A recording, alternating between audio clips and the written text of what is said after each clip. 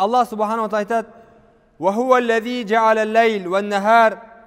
Ол Алла ойланып ғибрат алуды, адам баласы ақыл жүгіртіп, шүкіршілік етуді қалайтын әрбір жан үшін түн мен күндізді бір-бірінің ізін алмастырып тұратын сондай қылып жараттым дейді.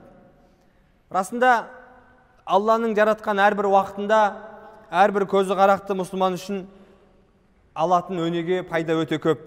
Муаз ибн Жабалдан келген хадисте пайғамбарымыз саллаллаху алейхи вассалам былай деп айтады: қиямет күні Алланың ешбір құлы өмірін қайда өткізді, қалай өткізді, ақшаны қандай жолмен тапты, және ол ақшаны қалай жұмсады,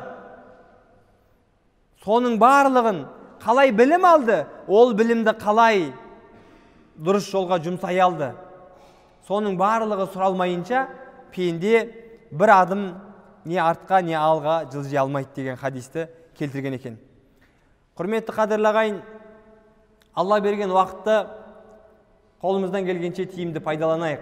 Бізде қазақта бір әдемі сөз бар: ерте тұрған еркектің ырысы артық, ерте тұрған әйелдің бірісі артық дейді. Бұл қайдан шыққан тәмсіл? Пайғамбарымыз былай деп дұға жасаған екен. Алла разы болсын, Сахар әл-Амиди жеткізген руаятта радиаллаху анху пайғамбарымыз былай деп дұға жасаған: Аллахума барик ли уммати фи букуриха. Я Алла, менің ерте тұрған үмметіме берекеңді бер.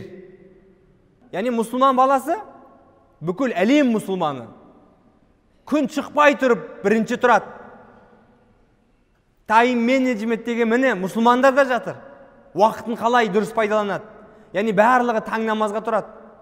Осы таң намазға тұрып, қыбылаға бетін бұрып, Құдайға жалынған, сиынған әрбір мұсылманды пайғамбар батасына қосқан, дұға жасаған. Пайғамбарымыздың батасына бөленуді қалайсыз ба? Демек, күннен бірінші тұрыңыздар.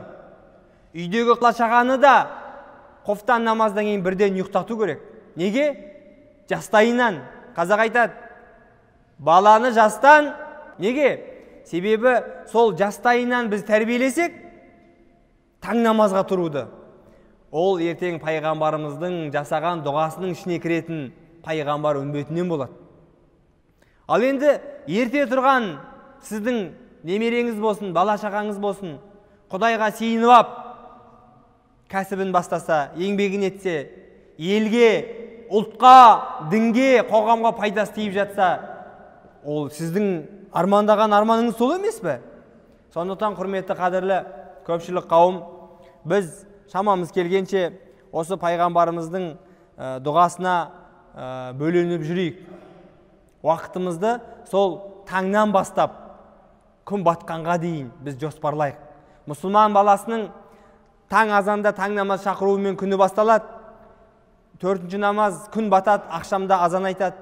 Сосын құфтанда Құдайды ұлықтап, соңғы намазды оқып, сосын барып тынығады. Яғни шындығында өмірге бала келеді, шыр етіп, азан шақырып атын қоямыз. Бұл да соның уақыты. Адам өмірден қайтады, сол оқылған азанның соңғы намазын оқып, жаназасын оқып, біз о дүниеге аттандырамыз. Аллаға қайтады. Қазақ өлген адамға өлді деп айтпайды, ол дөрекі, қайтты дейді. Қайтыс болды, иманы жолдас болсын деп жатады. Неге? Себебі мәңгі уақыты келді, мәңгі өміріне қайтты дейді.